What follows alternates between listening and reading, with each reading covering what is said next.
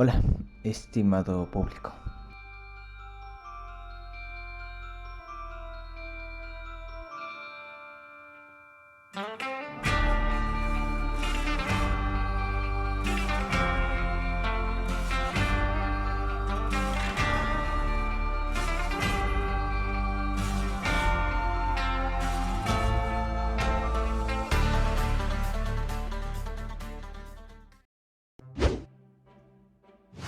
Un nuevo informe del Retirement Equity Lab de la New School. Durante los primeros 6 meses de pandemia de COVID-19, los adultos mayores de 55 años tenían un 17% más de probabilidad de perder su empleo a comparación con los adultos jóvenes. La diferencia de las tasas de desempleo afectó profundamente a los medios de subsistencia de los adultos mayores. Aproximadamente 1 millón de adultos mayores todavía conservarían sus empleos si estuvieran las mismas tasas de desempleo con los adultos que están a mitad de su carrera entre los 35 y 54 años de edad. A continuación les voy a hablar sobre lo que dijo Teresa Ghilarducci, directora de Retirement Equity Lab. Hola amigos, ¿qué tal sorpresa? Bueno, como les seguía diciendo, Teresa Ghilarducci opinando acerca sobre los adultos mayores y el aumento de desempleo en este país o en los adultos mayores. Exactamente, dada su situación financiera, el hecho de haber perdido su seguro médico porque no han estado trabajando o porque no tienen suficientes fondos en sus pensiones, no fue la decisión del trabajador mayor dejar de trabajar. Hay principalmente 3 razones por las que los adultos mayores están experimentando dicha tasa de desempleo abundante a comparación de los adultos jóvenes o de otras personas. Primera razón. La pérdida de empleo inicial afectó más a los adultos mayores. Entre marzo y abril, el 10,9% de los trabajadores mayores fueron despedidos y a comparación con el 8,9% de los trabajadores entre 35 y 54 años. Segunda razón, los adultos mayores en tardar más en ser contratados de nuevo.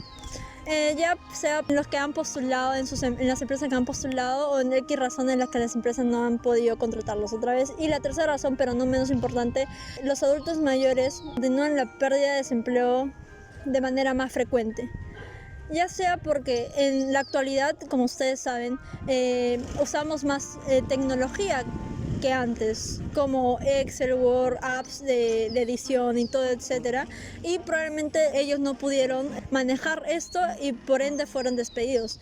Ahora lo voy a pasar con mi compañero Renzo.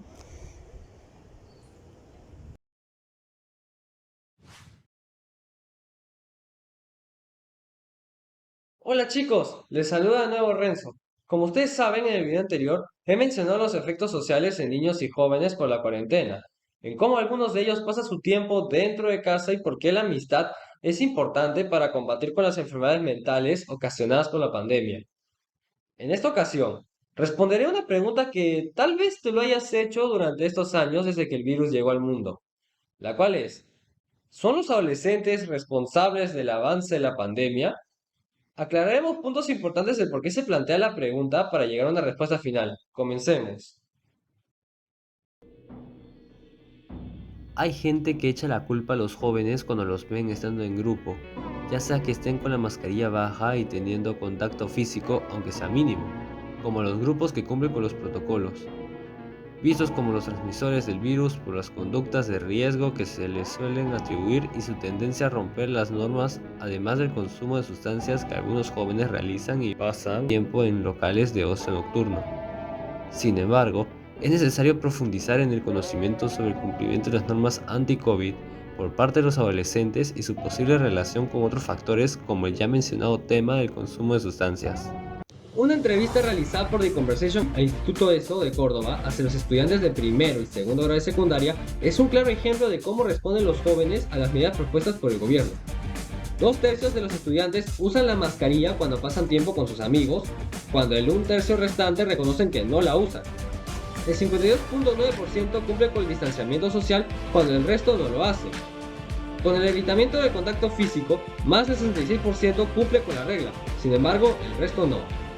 Por último, el enfrentamiento de la soledad que anteriormente hemos visto, el 25,5% de los encuestados decía sentirse mal en relación a la pandemia todos los días o todo el tiempo.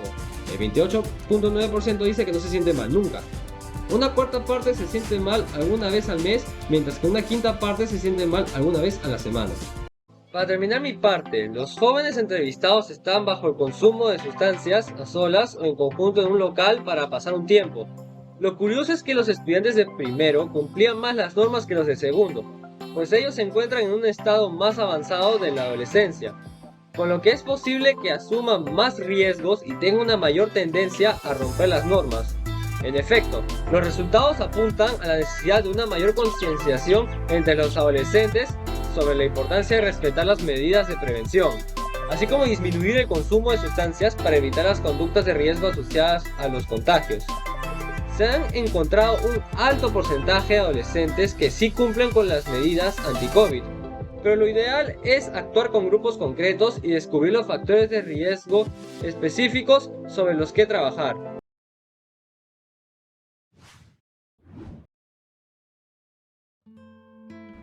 Bien, en el anterior video hablé acerca del drástico cambio que los jóvenes y adultos habían experimentado en su salud mental.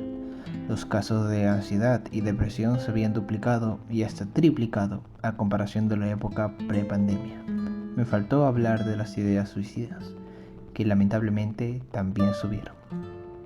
En un estudio del 2012 para personas entre 18 y 60 años, los datos arrojaban que el 1.3% de los limeños pensaba que sería mejor estar muerto. Pero esta cifra subió al 8.6% para octubre del 2020. Además, falta hablar de las personas que superaron el COVID-19, pues 1 de cada 5 personas que han pasado la enfermedad se han enfrentado por primera vez a un diagnóstico de ansiedad, depresión o insomnio. Un detalle más que tal vez pase desapercibido es que gracias a la pandemia nuestros hábitos de sueño o de aseo se ven descuidados, y eso también afecta la salud mental de tanto niños como adultos. Según la BBC, quien duerme poco al día siguiente estará más estresado y más irritable, además de ser más propenso a desarrollar trastornos mentales. Aunque las estadísticas son lamentables, algo que no comenté en el anterior video es que ciertas preocupaciones se han reducido. Aunque preocupaciones como los aspectos económicos y la salud de los familiares se incrementaron notablemente, problemas como la crianza de los hijos, infidelidad del esposo o la influencia de familiares molestos se redujeron considerablemente. Pues si vemos el otro lado, la pandemia ha ayudado a que se refuercen los lazos entre los núcleos centrales de una familia.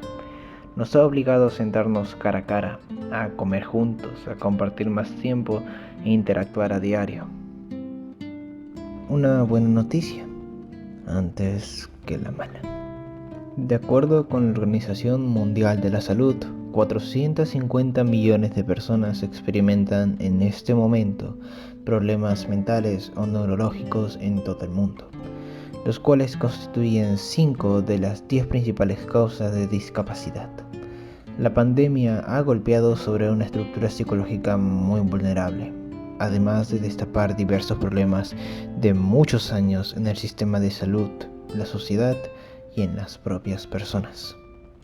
En ese contexto, era predecible que los indicadores de salud mental se dispararan y que se registre un incremento significativo de trastornos mentales. En la lucha contra la pandemia de la COVID-19, muchas personas afectadas están aprendiendo a conocer y manejar sus emociones, y aún hay poblaciones en estado de vulnerabilidad que continúan en un estado de sufrimiento emocional largo y solitario. Pero no se depriman, aún queda un último video y ese será un poco más esperanzador. Así que gracias por ver, espérenos en la siguiente y última edición.